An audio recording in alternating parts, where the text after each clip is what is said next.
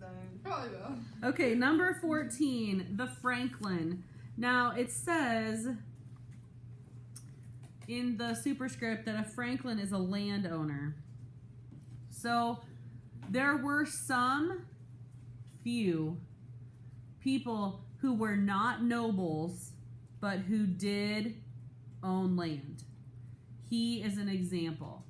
So someone who was somehow able to acquire land, but they're not technically nobility.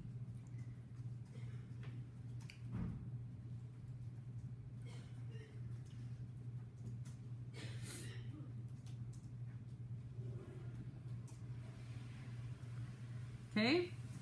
There was a Franklin in his company. Who's his company? The knight and his dad. Or the lawyer. The lawyer. Oh, So they're side by okay. side, so they're traveling together. How's that number 14? Yeah. He's the 14th person. Yeah. Well- the priors had 4 people with her. They just didn't have stories. It was the with the prioress, it was The 3. priors had 4 people with her, Chaplain, except they didn't. three None of them had stories. Yeah, she in had here. a chaplain. At the very bottom of the prioress on page 15, it says, and with her she had a chaplain and 3 priests. And those count as 4 people. It said that in the video. Yeah, but I just didn't. Yeah.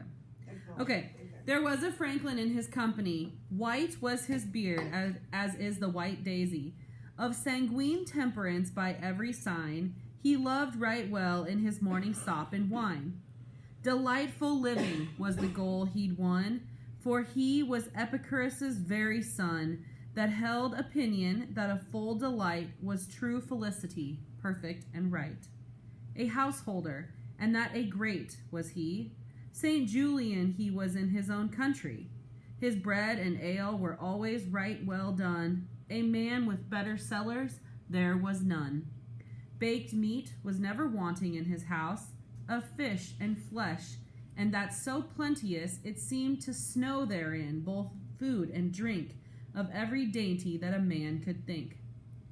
According to the season of the year he changed his diets and his means of cheer. Full many a fattened partridge did he mew, and many a bream and pike and fish pond too. Woe to his cook, except the sauces were poignant and sharp, and ready all his gear. His table, waiting in his hall always, stood ready, covered through the livelong day.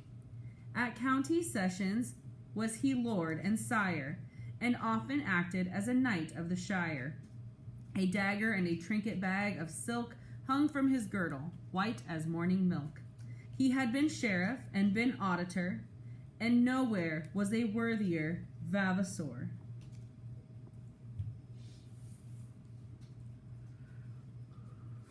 Okay, so author's perspective on this person. Highly respected citizen. Highly respected citizen. And why? Tell me, what is something that sets apart the Franklin from the nobility? All the food He has. welcomes Hospitable. everybody to his home. He's very hospitable. Okay, none of you are wrong, but you're not hitting the answer I want. What'd you Part of say? I said he's Parliament. a peasant. He's not noble. Okay, you're on the right track. Parliament. He Like sheriff. The sheriff. Okay, let me back up a question. How do nobles get their land?